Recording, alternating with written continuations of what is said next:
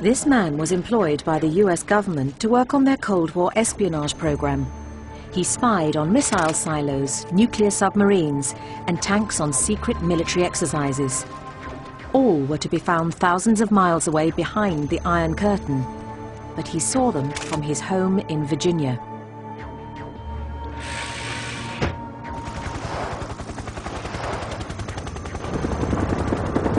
Joe McMoneagle was a US Army intelligence officer who saw active service in Vietnam. In 1970, he fell seriously ill and almost died. When he recovered, he found he had psychic powers. McMoneagle was soon working with other psychics for the CIA.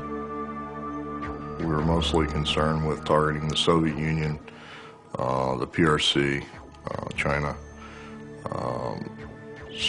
some of our other enemies, Libya, Iran, Iraq. The CIA psychic spy program was called Project Stargate. It was based at SRI, the Stanford Research Institute. The project leader was senior research physicist Ed May. It was May's long-term study of psychics like Joe McMoneagle which had originally prompted the call from the CIA. So they asked the California psychics at SRI, can you tell us what's happening there? And with mixed results, nonetheless, there was enough information that convinced the CIA this is worth investigating in a serious way. We set up our own test of Joe McMoneagle's remarkable claims with a simple experiment. At an agreed time from his home in Virginia, McMoneagle would attempt to remotely view a secret location we chose halfway across the world.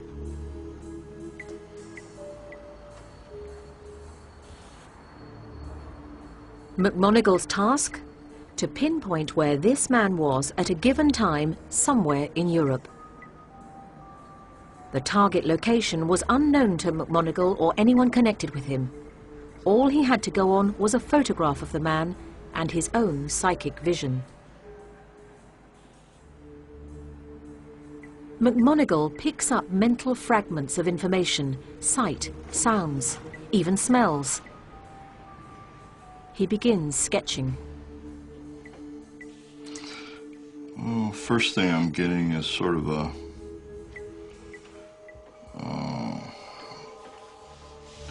I'm getting a sense of some kind of an overhang kind of a thing like this. And I get an impression of a very large overhang.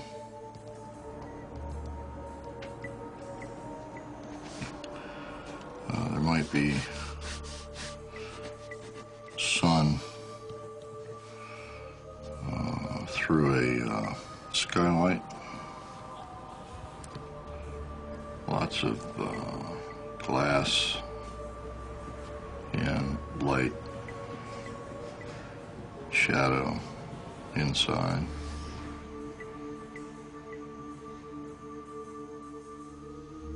And it probably is adjacent to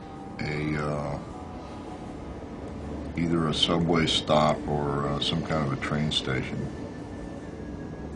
Within this complex is probably a chapel, maybe, or a small church within the complex itself, and engine noises that aren't cars. McMoneagle got many elements of the location right. It was the ultra-modern Stansted Airport near London, England. But in spite of drawing something very like a jet engine, Joe didn't get the airplanes.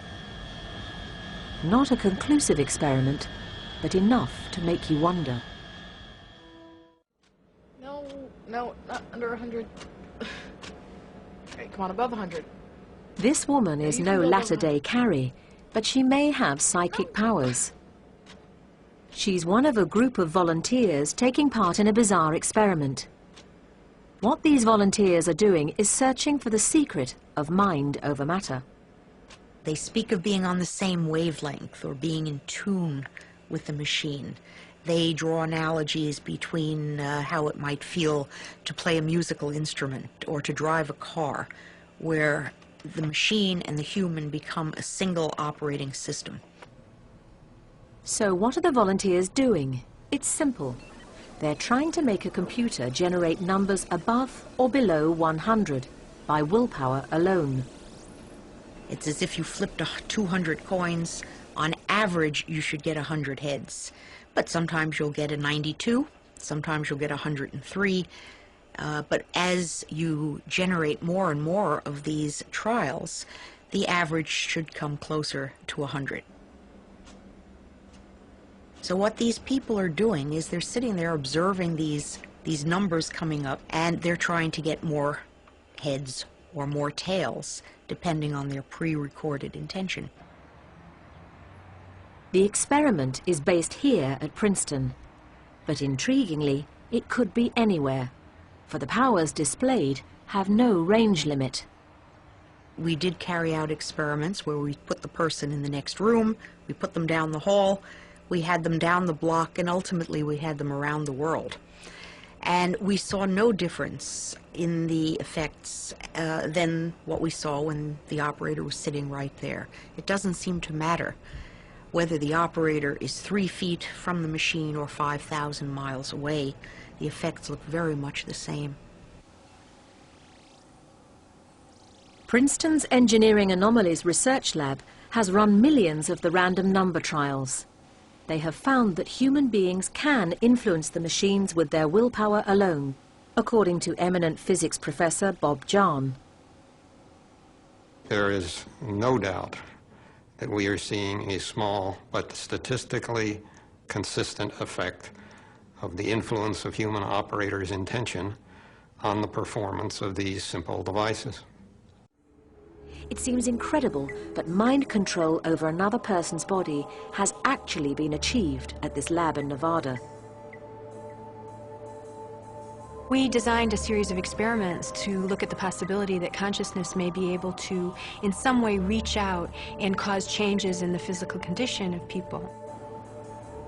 On a random basis, one volunteer is told when to influence the heart rate of another volunteer and when to stop. The results are startling. What we're finding is that during the treatment periods, that things like autonomic nervous system activity generally, specifically galvanic skin response, heart rate, muscle tension, are reduced as compared to the control periods where people are functioning at their normal physiological rate. The implications are awesome. We're looking at the chance of healing the human body by willpower alone. Thousands of such trials have taken place. The effects are small, so are they significant? It's exceedingly unlikely that these results are due to chance. We're finding that across the experiments, we're talking about odds of about 1 in a million that these things occurred on the basis of chance. In this experiment at the University of Nevada, volunteers were wired up and shown a random series of images. Some were neutral, some were highly disturbing. The aim? To provoke a physical response. True to form, the electrodes picked up a nervous reaction to the shocking pictures. But the shock was registered a few seconds before the offensive images came on screen. Psychologist Dean Radin. Here's the response to the calm pictures. It's flat, meaning there was no response, and that's what you would expect. Here we're looking at the response before the emotional pictures, and we see this unexpected rise in emotion only before the emotional pictures. And what that implies is that somehow the person knew in this range where the target wasn't even selected yet, they knew what they were about to see. Somehow in this 5-second period, a piece of this person's own emotional future became known to them. The experiment is entirely random. Volunteers have no way of knowing which image is coming up. It's as if the body had a secret way of peering into the future and warning the heart and nerves that something shocking is on the way.